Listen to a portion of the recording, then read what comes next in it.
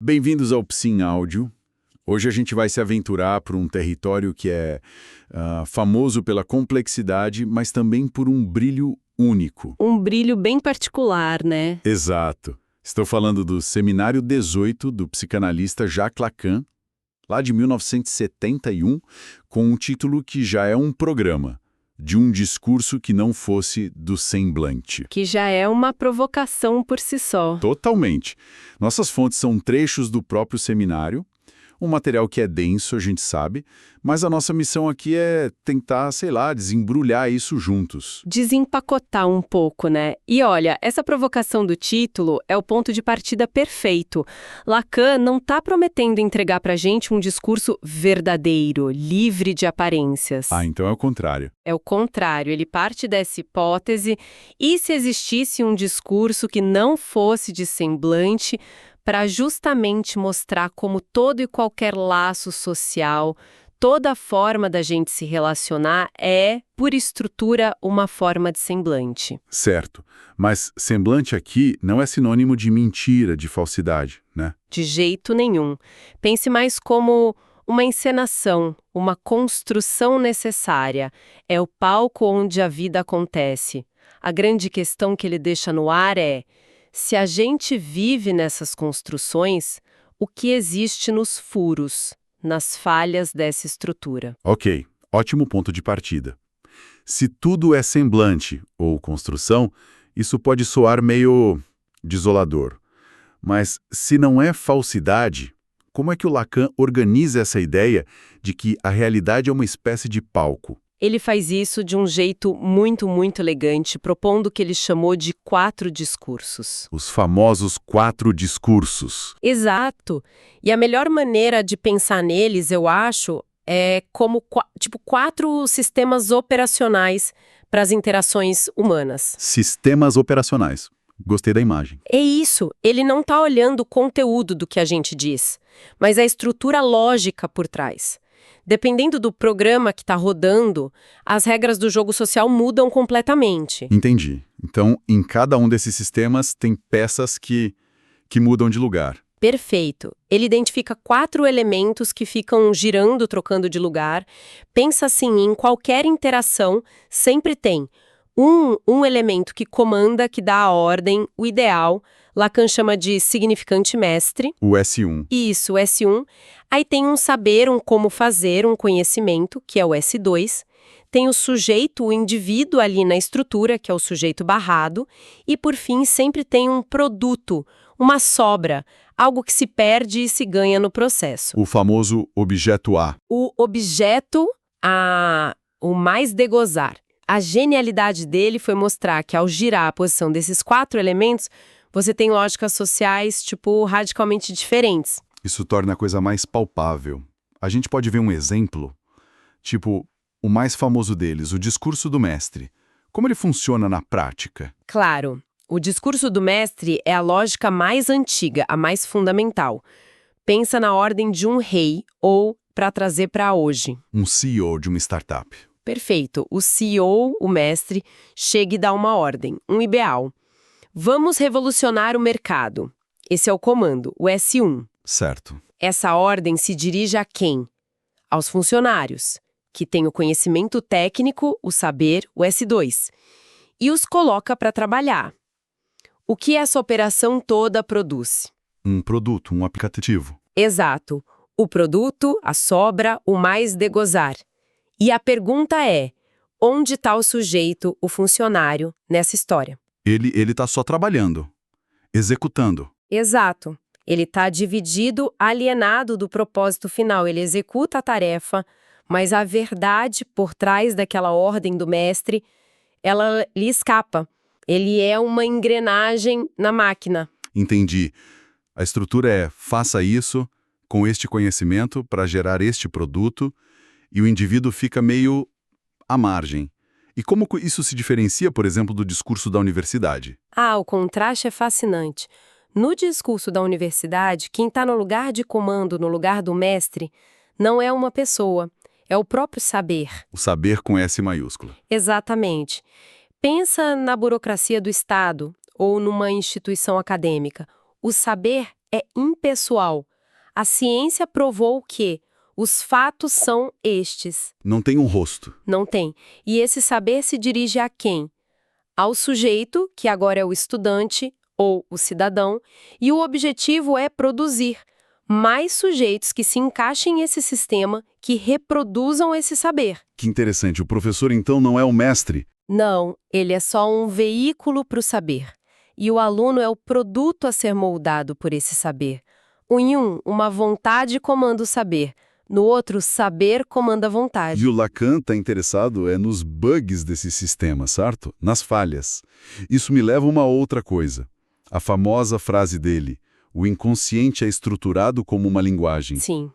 Mas, ao mesmo tempo, ele vivia criticando os linguistas. Como é que ele junta essas duas coisas? Parece uma contradição. É uma relação de amor e ódio muito produtiva, sabe? Ele pega as ferramentas da linguística, como a ideia de significante, mas ele usa para um propósito completamente diferente. Ele subverte as ferramentas. Totalmente. É por isso que ele diz, com aquela ironia afiada dele, a linguística, estou pouco me lixando para ela.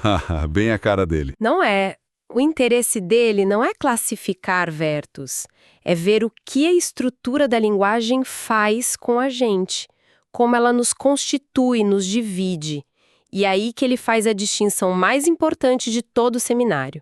A diferença radical entre a fala e a escrita, o l'écrit. Certo. Para o senso comum, a escrita é só um jeito de registrar a fala. Pelo visto, para Lacan não é bem assim. A fala está no campo do semblante, porque ela é fluida, cheia de intenção, a gente tenta significar algo com ela. Exatamente, a gente tenta preencher os buracos, criar sentido, garantir que o outro entenda. É o reino do semblante por excelência. E a escrita? Ela seria mais definitiva, mais material? Você pegou o ponto central. A escrita, ou mais precisamente a letra, faz o oposto. A letra não tenta criar sentido, ela o fura. Ela é uma marca, um corte, um rastro que fica e que tem efeitos materiais, não importa a intenção de quem escreveu. É aqui que entra aquele exemplo clássico da análise que ele faz do conto A Carta Roubada, do Edgar Allan Poe. Perfeitamente.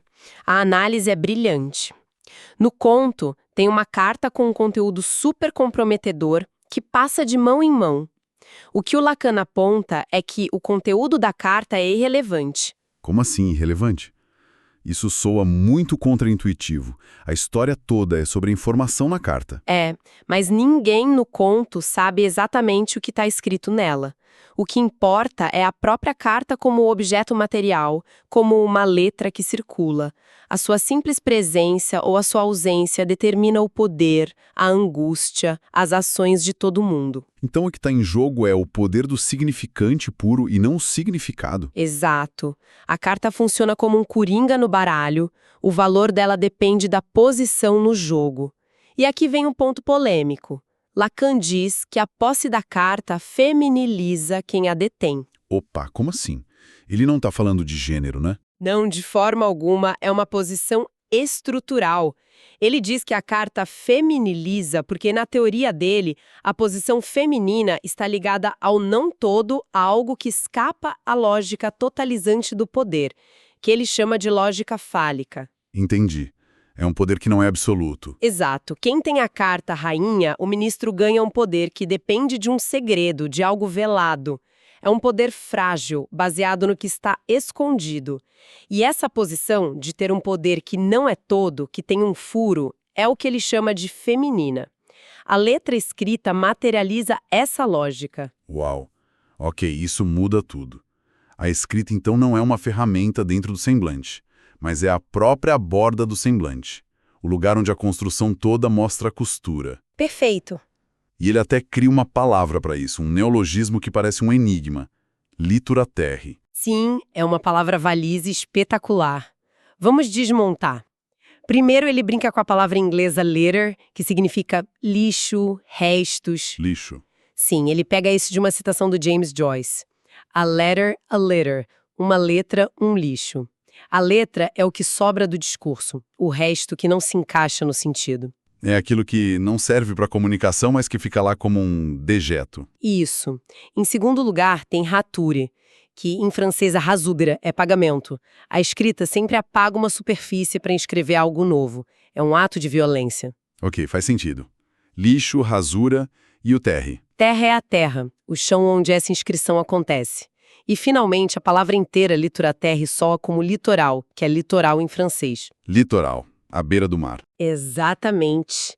A letra é como um litoral, uma faixa de areia que separa dois domínios que nunca se misturam.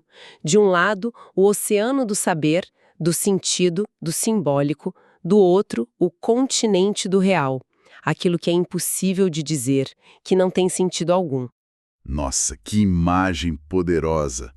Então a escrita é esse lixo, essa rasura, que marca a fronteira exata entre o que a gente pode saber e o abismo do que não podemos nem nomear. É uma ideia poderosa e, honestamente, um pouco perturbadora. Totalmente. Olha, essa conversa tá incrível. Se o pessoal que está ouvindo também está curtindo essa viagem, já deixa aquele like, curte o conteúdo que ajuda muito o nosso trabalho a chegar para mais gente. É isso aí. E é perturbadora, como você disse, porque é nessa fronteira, nesse litoral, que o Lacan localiza o que ele chama de gozo. O gozo? E ele faz uma afirmação que é o clímax do seminário. O escrito é o gozo. Certo, mas gozo aqui não é prazer, né? Essa é uma confusão comum. Não mesmo. O prazer busca o equilíbrio, a calmaria. O gozo é o contrário. É uma satisfação intensa, paradoxal, que está para além do princípio do prazer. Tipo, a estranha satisfação de cutucar uma ferida que dói. Ou de maratonar uma série que deixa a gente angustiado. Exatamente. Ou de assistir a um filme de terror que faz pular da cadeira. Não é prazeroso no sentido de ser confortável, mas é uma descarga, uma satisfação intensa. A letra, para Lacan, toca nesse nervo exposto. Nessa satisfação que a fala polida, a fala do semblante tenta a todo custo evitar. Essa materialidade da escrita, essa capacidade de tocar no real, parece ser a chave de tudo. E talvez isso explique porque, de repente, no meio de um seminário em Paris, ele começa a falar tanto da China, a desenhar ideogramas no quadro. A transição é perfeita. É exatamente por isso. Ele não se apresenta como um especialista, um sinólogo. Ele usa a escrita chinesa como um exemplo vivo, um contraponto radical à nossa escrita alfabética. Que para nós é totalmente arbitrária. A letra A tem o som A por pura convenção. Por pura convenção. Já na escrita chinesa, o ideograma é um traço, um desenho que condensa uma ideia de forma visual. Ele tem uma materialidade que fascina o Lacan. E tem algum exemplo específico que ele explora para mostrar essa diferença? Sim, ele fica encantado com o caractere wei, que se pronuncia wei. Ele explica para a audiência dele que esse único ideograma pode funcionar como um verbo, significando agir, fazer, e também como uma conjunção, significando como ou enquanto. A mesma marca pode ser ação e relação. Isso, essa fluidez quebra a nossa lógica linguística ocidental, que precisa de categorias super rígidas. Para o Lacan, o ideograma é a prova de que o significante tem uma vida própria, um poder que independe da intenção de quem fala. E ele até faz uma piada sobre isso, né? Algo que mostra o quanto isso era central para ele. Sim, ele diz, com aquela ironia de sempre, talvez eu só seja lacaniano porque estudei chinês antigamente. É uma provocação, claro. É uma provocação, mas que revela algo muito profundo. A escrita chinesa, para ele, era a demonstração material de que o significante não é um veículo transparente para uma ideia. Ele tem corpo, tem matéria. E é esse corpo que nos afeta, que inscreve marcas na gente, que toca ao gozo. Ok, vamos tentar amarrar essa jornada, que foi intensa. Começamos com a ideia de que todos os nossos laços sociais são semblantes, construções. Isso. Vimos que Lacan organiza essas construções em 4 lógicas, os sistemas operacionais. Depois a gente descobriu que o que pode furar esse mundo de aparências não é uma fala mais verdadeira. Mas sim o ato material da escrita, a letra. Exato. E essa letra é um litoral, a borda entre o saber e o real. E é o ponto de contato com o gozo, essa satisfação que está para além do prazer. É uma síntese perfeita. O que o Lacan nos obriga a fazer é desconfiar da naturalidade da nossa realidade. As grandes estruturas que a gente usa para conhecer o mundo, a ciência, a filosofia, a religião, são discursos, são semblantes. E a psicanálise não quer criar um discurso melhor. Não. Ela se interessa justamente pelas falhas, pelos furos, pelas inconsistências nessas construções. É nesses bugs do sistema que o sujeito do inconsciente, com seu desejo e seu gozo, tem a chance de aparecer. Isso nos deixa com uma questão final para mastigar. Uma provocação bem no estilo do próprio Lacan. Exato. Se todo discurso que a gente habita é uma forma de semblante, uma construção, como a gente pode se orientar em relação ao que é verdadeiro para nós? E se a verdade não for algo a ser encontrado por trás da aparência, como um tesouro escondido? Mas for o próprio furo, a própria rasura que a escrita expõe naquilo que a gente acredita saber. É uma pergunta forte. E o que acontece quando a gente para de tentar desesperadamente preencher esse vazio com mais sentido e começa a ler o que a sua borda, o seu litoral, nos diz sobre o nosso modo particular de gozar e de desejar? Uma reflexão e tanto para encerrar. Agradecemos a quem nos ouviu até aqui, e se você gostou desta análise e quer mais conversas como esta, não se esqueça de seguir o nosso canal para mais áudios de psicologia. Isso mesmo. Até a próxima!